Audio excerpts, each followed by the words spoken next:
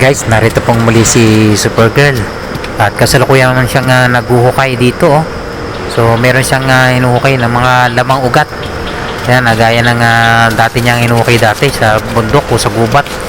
So ngayon, oh, pero parang iba yata itsura nito, mas maganda itsura, oh, mga mapuputi. Anong pangalan kaya niyan, guys? So please comment section, lagay niyo po sa comment section kung ano po ang pangalan niyan, kung sino po nakakaalam po kung ano po ang tawag dyan sa lamang ugat na yan, no? Na kinukuha ni Supergirl sa ano to, parang sa bundok to, sa mga gubat. So mga ugat-ugat to, kinakalaykay niya dyan sa mga ugat na yan, na may mga laman na ano, oh, na nakukuha siya. So parang kamote ito, o ano, parang gabi o ibang klase. Sino nakakain sa inyo, guys, yan? Paki-comment nyo po sa baba. Yan, oh, parang patatas din siya, guys, oh. Tsura, oh. So ang dami niyang nakukuha, guys, oh. Ang lalaki, oh. So talagang si Supergirl, pag wala siyang mahangong kalakal, oh, gahanap siya ng pwede niya pang ibenta tulad niyan, guys, oh. Oh, libre yan. Hindi na niya kailangan pang magano ng puhunan dyan para may pambenta siya. So pagod lang ang magiging puhunan niya dyan, oh, sa paghukay, oh.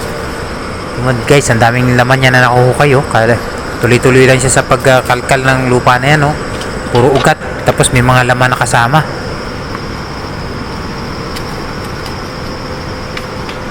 Talagang nakakabilib to talaga si Supergirl, oh.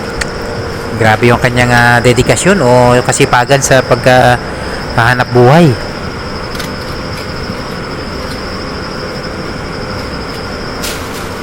So hanap na naman siya ng ibang lugar.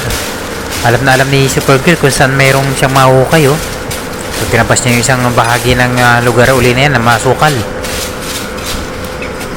Yan. Alam niya na mayroong laman doon, no? You know.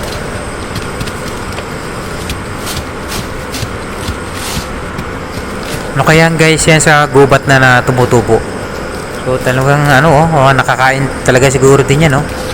Niluluto kaya yan o direkta nang pwedeng kainin parang singkamas?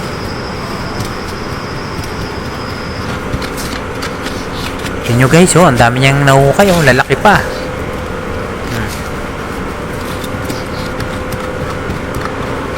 Talagang maraming pwede kang makuhang pagkain sa gubat, oh.